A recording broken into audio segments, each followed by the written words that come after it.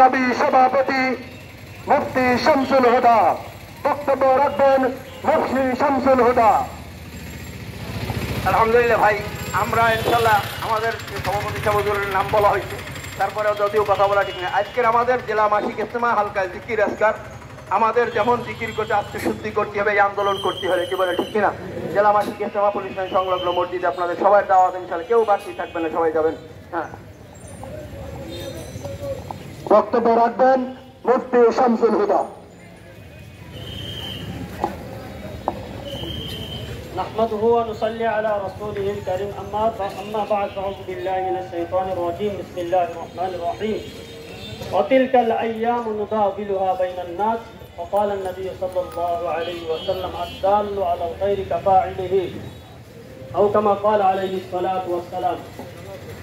উপস্থিত রাজবাড়ী জেলা প্রত্যন্ত অঞ্চল থেকে আগত ইসলামী আন্দোলনের সম্মানিত নেতা কর্মী, আজকের কেন্দ্রীয় কর্মসূচির অংশ হিসেবে ৬৪ জেলায় ভারতের সাথে বাংলাদেশ সরকার দেশবিরোধী চুক্তি এবং দুর্নীতিবাজদের শাস্তি না দিয়ে তাদেরকে পুরস্কৃত করার প্রতিবাদে আজকের এই সমাবেশে আগত সকল স্তরের জনতাকে অন্তরের অন্তঃস্থল থেকে জানাই শুভেচ্ছা, স্বাগতম।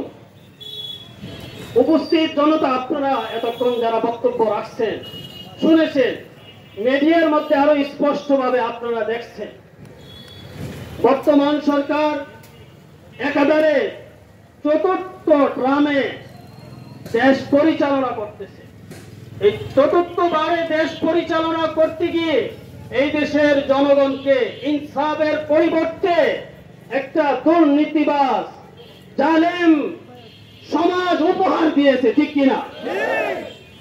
অথচ পৃথিবীর কোন শাসক যদি স্বাভাবিক ভালো মনোভাব নিয়েও যদি এতদিন রাষ্ট্র ক্ষমতা পরিচালনা করত আর জনগণের সেবা করতে চাইতো, তাহলে অবশ্যই এই দেশের মানুষের ভাগ্যের পরিবর্তন অবশ্যই হতো।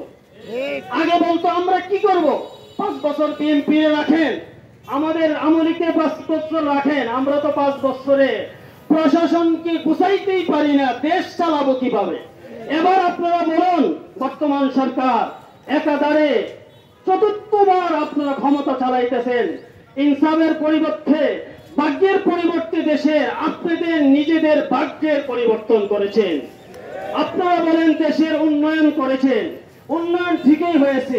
এই উন্নয়নের জোয়ার গিয়ে লাগছে কানাডায় বেগমপাড়ায়, এই উন্নয়নের জোয়ারে ঢেউ খেলতেছে দুবাইয়ের ড্যান্স ক্লাবে। আর কি বলবো, সারা দেশের পৃথিবীর মানুষ মিডিয়ার মাধ্যমে জানতেছে আপনারা এই দেশের দুর্নীতিবাজদের শাস্তি না দিয়ে পুরস্কৃত করেছে।